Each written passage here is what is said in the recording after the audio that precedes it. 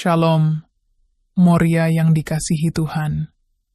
Selamat datang di tempat kita bersama merenungkan firman Tuhan, dikuatkan dalam iman, dan bertumbuh dalam kasih-Nya. Hidup ini penuh tantangan, tetapi ketika kita berpegang teguh pada firman Tuhan, kita akan menemukan kekuatan, penghiburan, dan pengharapan yang tidak tergoyahkan.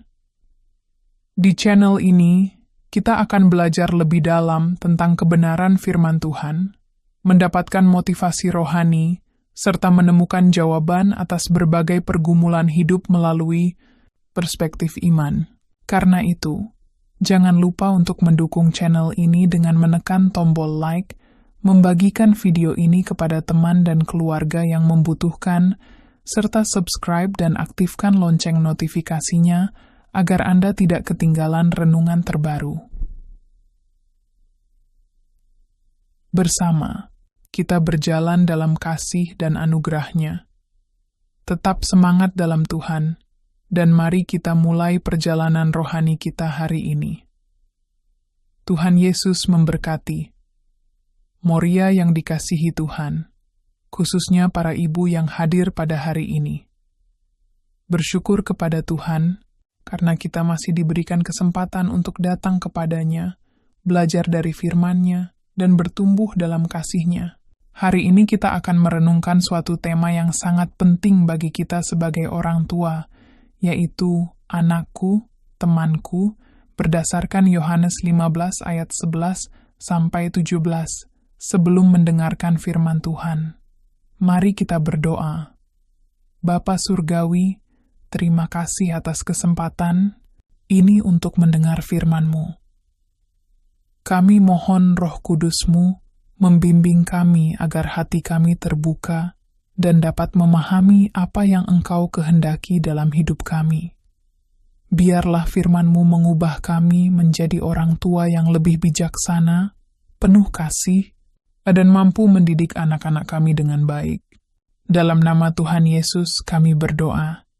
Amin. Mari kita membaca Yohanes 15 ayat 11 sampai 17. Semuanya itu kukatakan kepadamu, supaya sukacitaku ada di dalam kamu, dan sukacitamu menjadi penuh. Inilah perintahku, yaitu supaya kamu saling mengasihi, seperti aku telah mengasihi kamu. Tidak ada kasih yang lebih besar daripada kasih seorang yang memberikan nyawanya untuk sahabat-sahabatnya. Kamu adalah sahabatku, jikalau kamu berbuat apa yang kuperintahkan kepadamu. Aku tidak menyebut kamu lagi hamba, sebab hamba tidak tahu apa yang diperbuat oleh tuannya. Tetapi aku menyebut kamu sahabat, karena aku telah memberitahukan kepada kamu segala sesuatu yang telah kudengar dari Bapa-Ku. Bukan kamu yang memilih aku, tetapi akulah yang memilih kamu. Dan aku telah menetapkan kamu, supaya kamu pergi dan menghasilkan buah, dan buahmu itu tetap, supaya apa yang kamu minta kepada Bapa dalam namaku, diberikannya kepadamu. Inilah perintahku kepadamu. Kasihilah seorang akan yang lain. Demikianlah pembacaan firman Tuhan. Moria yang dikasihi Tuhan. Setiap orang tua pasti menginginkan hubungan yang baik dengan anak-anaknya. Namun, dalam perjalanan membesarkan mereka, terkadang kita merasa ada jarak yang sulit dijembatani. Ada masa di mana anak-anak lebih dekat dengan teman-temannya dibandingkan dengan orang tua mereka. Ini bisa membuat para ibu merasa kehilangan kedekatan dengan anak-anaknya. Namun, dalam Yohanes 15 ayat 15, Tuhan Yesus sendiri berkata, "Aku tidak menyebut kamu lagi hamba, sebab hamba tidak tahu apa yang diperbuat oleh tuannya. Tetapi aku menyebut kamu sahabat." Jika Yesus sebagai Tuhan mau menjadikan kita sahabatnya, maka sebagai orang tua, kita pun dapat membangun hubungan persahabatan dengan anak-anak kita tanpa kehilangan wibawa sebagai orang tua. Tema ini mengajarkan kita bahwa hubungan orang tua dan anak seharusnya bukan hanya hubungan otoritas, tetapi juga hubungan kasih dan kepercayaan. Anak-anak yang merasa dihargai dan dimengerti oleh orang tuanya akan lebih terbuka, lebih mau mendengarkan, dan lebih mudah dibimbing dalam kebenaran firman Tuhan. Moria yang dikasihi Tuhan.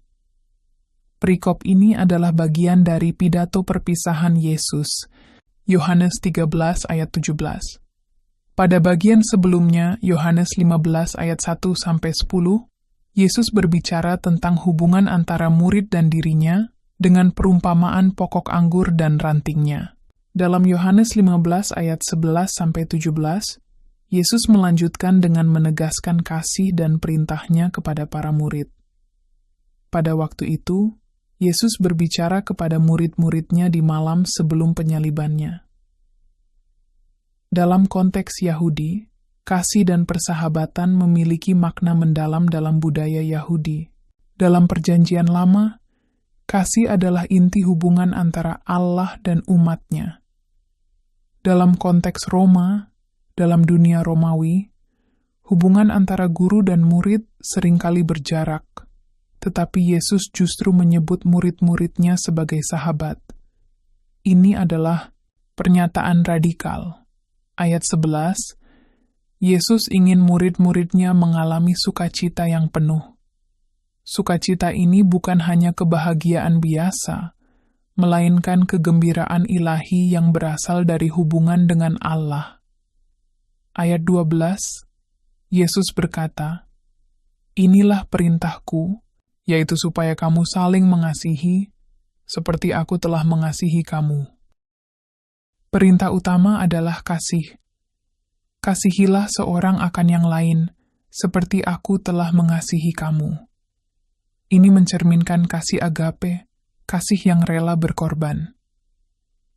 Sebagai ibu, kita harus mengajarkan kasih kepada anak-anak kita, bukan hanya dengan kata-kata, tetapi juga dengan perbuatan. Kita harus menjadi teladan dalam kesabaran, kelembutan, dan kebaikan, sehingga anak-anak melihat kasih Tuhan nyata dalam diri kita. Ayat 13, Yesus berkata, "Tidak ada kasih yang lebih besar daripada kasih seorang yang memberikan nyawanya untuk sahabat-sahabatnya." Ini menunjukkan bahwa kasih sejati ditunjukkan melalui pengorbanan.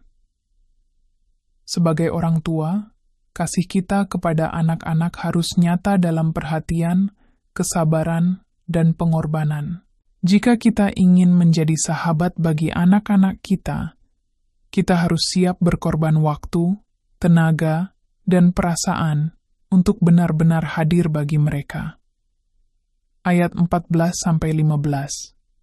Yesus adalah Tuhan dan Guru bagi murid-muridnya, tetapi ia juga menyebut mereka sebagai sahabat. Ini menunjukkan bahwa relasi dengan Tuhan bukan hanya tentang perintah dan kepatuhan, tetapi juga tentang kasih dan kedekatan. Sebagai ibu, kita dapat belajar dari Yesus. Kita memang diberikan otoritas untuk mendidik dan mengarahkan anak-anak kita, tetapi kita juga perlu membangun hubungan persahabatan dengan mereka, agar mereka merasa nyaman berbicara dan terbuka dengan kita. Ayat 16, pemilihan murid bukan karena usaha mereka sendiri, tetapi karena Yesus yang memilih mereka.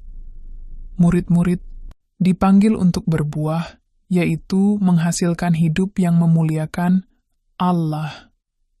Ayat 17, inilah perintahku kepadamu, kasihilah seorang akan yang lain. Ini mengulang kembali perintah utama sebagai penekanan akhir. Moria yang dikasihi Tuhan. Kasih sebagai identitas Kristen. Kasih bukan hanya emosi, tetapi tindakan nyata yang mencerminkan kasih Kristus. Yesus sebagai sahabat sejati, relasi dengan Yesus bukan sekadar antara Tuhan dan manusia, tetapi juga sahabat yang memberikan hidupnya.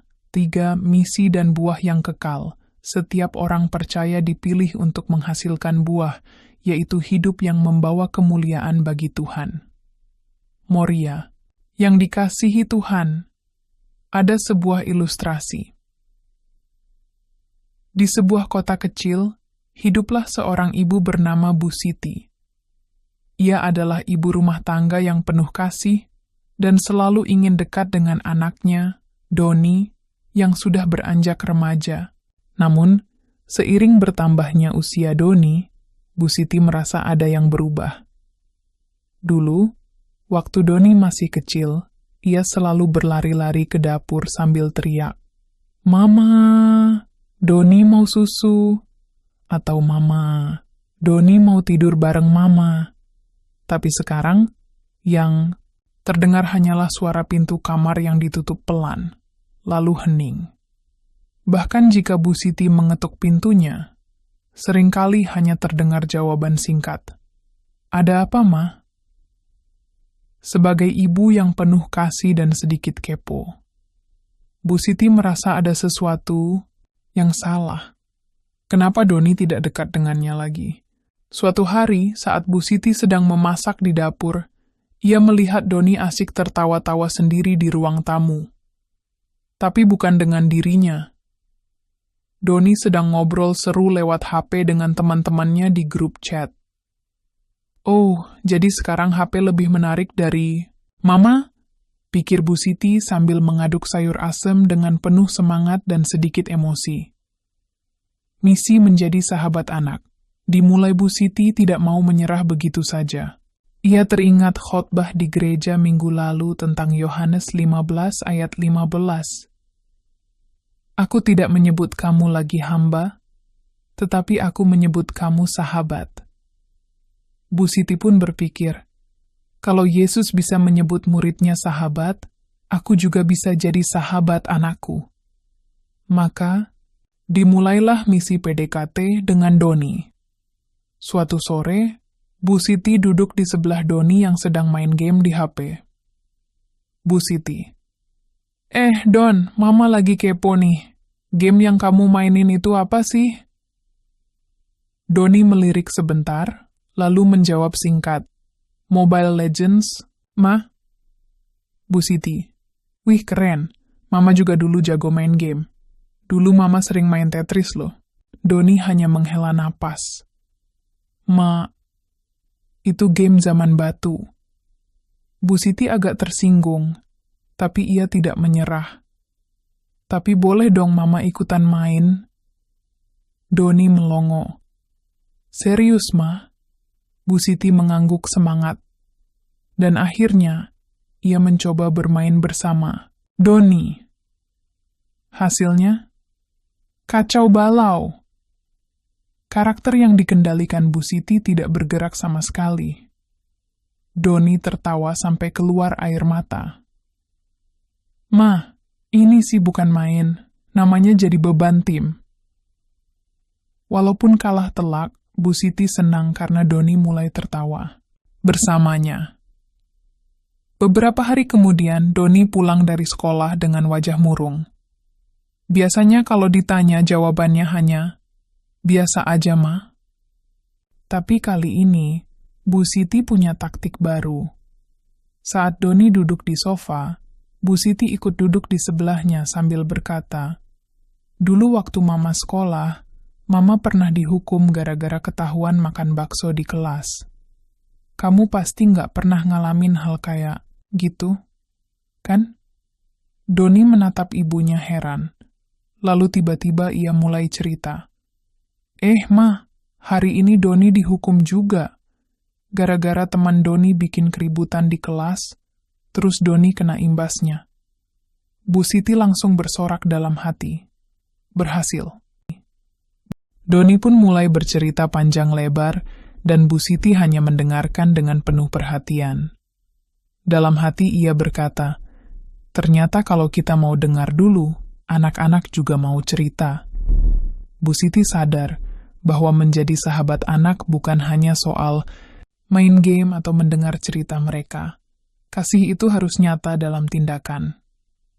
Satu hari, Doni sakit flu. Biasanya, anak remaja seperti Doni suka bilang, "Aku nggak apa-apa, Ma." dan tetap main HP. Tapi Bu Siti tahu lebih baik. Tanpa banyak bicara, ia menyiapkan teh hangat, mengompres kepala Doni, dan memastikan anaknya cukup istirahat. Doni yang awalnya cuek, akhirnya berkata, pelan, "Makasih ya, Ma." Dalam hati Bu Siti tersenyum. Anak-anak mungkin tidak selalu mengungkapkan perasaan mereka dengan kata-kata, tapi mereka bisa merasakannya melalui kasih yang kita tunjukkan. Beberapa minggu setelah misi ini dimulai, Bu Siti melihat perubahan nyata. Kini, Doni lebih sering bercerita kepadanya. Ia tidak lagi selalu menutup pintu kamar, bahkan kadang-kadang mengajak Bu Siti menonton video lucu bersamanya. Suatu sore, tanpa diduga, Doni berkata, "Mah, minggu depan Doni ada tugas kelompok. Boleh nggak Mama bikinin camilan buat teman-teman?" Bu Siti hampir loncat kegirangan. Anaknya yang dulu menjauhinya, kini kembali mendekat. Moria yang dikasihi Tuhan. Bagaimana kita bisa menerapkan prinsip ini dalam keluarga? Mendengar dengan hati. Jangan hanya memberi perintah, tetapi dengarkan apa yang menjadi pergumulan dan keinginan anak-anak kita. Jadilah tempat curhat bagi mereka, sehingga mereka merasa nyaman berbicara dengan kita. 2. Menjadi pendamping dalam perjalanan hidup. Mereka jangan hanya menjadi orang tua yang menuntut, tetapi juga menjadi pendamping dan mentor dalam hidup mereka. Libatkan diri dalam kehidupan. Mereka, baik dalam hal sekolah, pergaulan, maupun hal rohani. 3. Membangun komunikasi yang terbuka dan positif. Gunakan kata-kata yang membangun, bukan kata-kata yang menjatuhkan atau membuat mereka takut. Berikan mereka ruang untuk mengekspresikan diri tanpa merasa dihakimi. 4. Menunjukkan kasih dengan konsisten. Kasih bukan hanya dalam bentuk materi, tetapi juga dalam perhatian, pelukan, dan kata-kata yang menguatkan. Anak yang merasa dikasihi akan lebih mudah terbuka dan dekat dengan orang tuanya. Moria yang dikasihi Tuhan. Menjadi orang tua bukan hanya soal mendidik dan memberi aturan. Anak-anak butuh orang tua yang bisa menjadi sahabat bagi mereka. Dengarkan mereka dengan penuh perhatian. Luangkan waktu untuk memahami dunia mereka. Tunjukkan kasih dengan tindakan nyata. Karena seperti Tuhan Yesus mengasihi kita bukan sebagai hamba, tapi sebagai sahabat, demikian juga kita bisa membangun hubungan persahabatan dengan anak-anak kita. Menjadi orang tua bukan hanya soal mendidik dan memberi aturan, tetapi juga soal membangun hubungan. Tuhan Yesus sendiri memberikan contoh bahwa kasih dan persahabatan dapat berjalan seiring dengan ketaatan. Jika kita ingin anak-anak kita mendengarkan kita, mari kita terlebih dahulu membangun hubungan yang penuh kasih dengan mereka. Dengan demikian, mereka tidak hanya melihat kita sebagai orang tua, tetapi juga sebagai sahabat yang dapat dipercaya. Dan siapa tahu, mungkin suatu hari nanti, anak-anak kita akan berkata, "Mama bukan hanya mamaku, tapi juga sahabatku." Amin. Mari kita berdoa. Tuhan yang penuh kasih, terima kasih atas firman-Mu hari ini. Engkau mengajarkan kami untuk mengasihi anak-anak kami, seperti Engkau mengasihi kami. Kami mohon hikmat dan kesabaran, agar dapat menjadi ibu yang bukan hanya mendidik, tetapi juga menjadi sahabat bagi anak-anak kami. Biarlah mereka melihat kasih-Mu melalui hidup kami, dan bertumbuh dalam iman serta kebenaran-Mu. Berkati setiap ibu yang hadir di tempat ini, agar mereka diberi kekuatan dan sukacita dalam mendidik anak-anak mereka. Dalam nama Tuhan Yesus, kami berdoa. Amin. Doa.